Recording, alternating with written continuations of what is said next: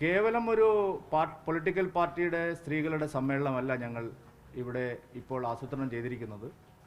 കേരളത്തിലെ സ്ത്രീ സമൂഹത്തിൻ്റെ ആകെ പരിച്ഛേദം, പ്രത്യേകിച്ച് കുടുംബശ്രീ തൊഴിലാളികൾ, ആശാ വർക്കർമാർ, അംഗൻവാടി ടീച്ചർമാർ, അതുപോലെ സ്വാശ്രയ സംഘങ്ങളിലെ പ്രവർത്തകർ, ഇതുപോലെ തൊഴിലുറപ്പ് പദ്ധതിയിലെ പ്രവർത്തകർ, വനിതാ സംരംഭകർ, ചലച്ചിത്ര സാമൂഹ്യ സാംസ്കാരിക മേഖലകളിലെ പ്രമുഖരായിട്ടുള്ള വ്യക്തികൾ, ഏതാണ്ട് 10,000-ഓളം പ്രത്യേകം ക്ഷണിക്കപ്പെട്ട മഹിളകളെ ഞങ്ങൾ ഈ സമ്മേളനത്തിലേക്ക് വിളിച്ചിട്ടുണ്ട്.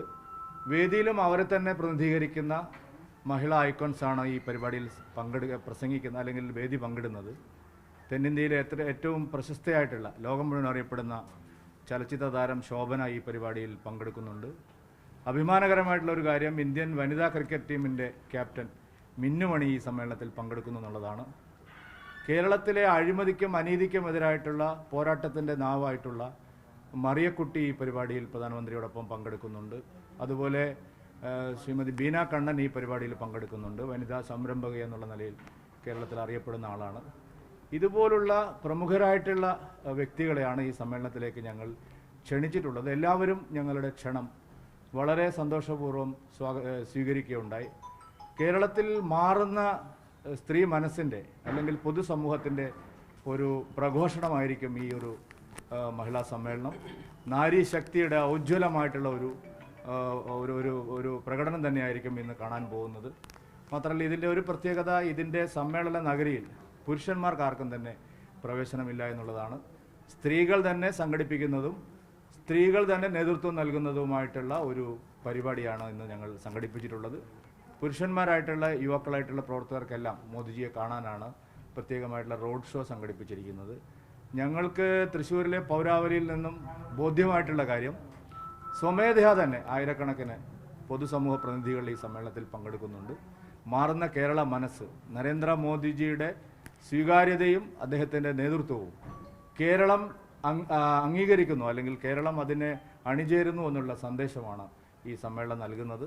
സ്നേഹയാത്ര എന്നുള്ള പ്രധാനമന്ത്രിയുടെ പ്രത്യേകമായിട്ടുള്ള ആഗ്രഹം പൂർത്തീകരിക്കാൻ ആവശ്യമായിട്ടുള്ള രീതിയിലാണ് ഈ പരിപാടി സംഘടിപ്പിച്ചിരിക്കുന്നത്. സമൂഹത്തിൻ്റെ എല്ലാ വിഭാഗം ജനങ്ങളെയും ഞങ്ങൾ ഈ പരിപാടിയിലേക്ക് ക്ഷണിച്ചിട്ടുണ്ട്. മതന്യൂനപക്ഷങ്ങൾ, പട്ടികജാതി പട്ടികവർഗങ്ങൾ, ആദിവാസി ദളിത് സമൂഹങ്ങൾ, പാർശ്വവൽക്കരിക്കപ്പെട്ടവർ, സ്ത്രീ ശാക്തീകരണ പ്രവർത്തകർ, അങ്ങനെ എല്ലാവരും അണിനിരക്കുന്ന ഒരു വലിയ ശക്തി പ്രകടനമാണ് തൃശ്ശൂരിൽ അണിനിരത്തിയിട്ടുള്ളത്. ചില സംഘടനകളുടെ കൂടിക്കാഴ്ചകൾ നിശ്ചയിച്ചിട്ടുണ്ട്. പ്രധാനമന്ത്രിയുടെ പ്രസംഗം കഴിഞ്ഞതിന് ശേഷം 1-2 സംഘടനകൾ ആവശ്യപ്പെട്ടതിൻ്റെ അടിസ്ഥാനത്തിൽ PMOയിൽ തന്നെ അവരെ കാണാനുള്ള സൗകര്യങ്ങൾ ഒരുക്കി. പാർലമെന്റ് തെരഞ്ഞെടുപ്പിൽ സ്വാഭാവികമായിട്ട് വരാൻ പോവുകയാണ്. തെരഞ്ഞെടുപ്പിൽ BJP സംസ്ഥാനത്ത് ഈ സ്ത്രീ സംവരണം പൂർണ്ണ അർത്ഥത്തിൽ നടപ്പാക്കുമെന്ന് ഉറപ്പിച്ചു പറയുമോ? അല്ല, സ്ത്രീകൾക്ക് ഏറ്റവും കൂടുതൽ സീറ്റ് കൊടുക്കുന്ന പാർട്ടി കഴിഞ്ഞ തവണ എല്ലാം പരാജയപ്പെട്ട തെരഞ്ഞെടുപ്പുകളിൽ പോലും എല്ലാ സമയത്തും ഞങ്ങൾ സ്ത്രീകൾക്ക് നല്ല പെർസെൻറ്റേജ് സീറ്റ് കൊടുക്കുന്ന ഒരു പാർട്ടിയാണ്.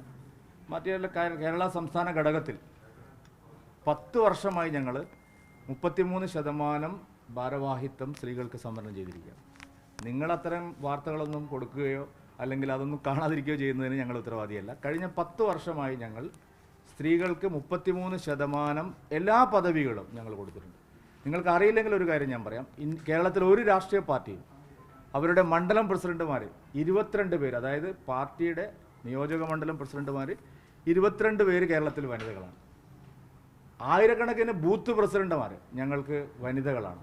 ഇത് കേരളത്തിൽ ഒരു രാഷ്ട്രീയ പാർട്ടിയും ഇതുവരെ പ്രാക്ടീസ് ചെയ്യാത്തൊരു കാര്യമാണ്.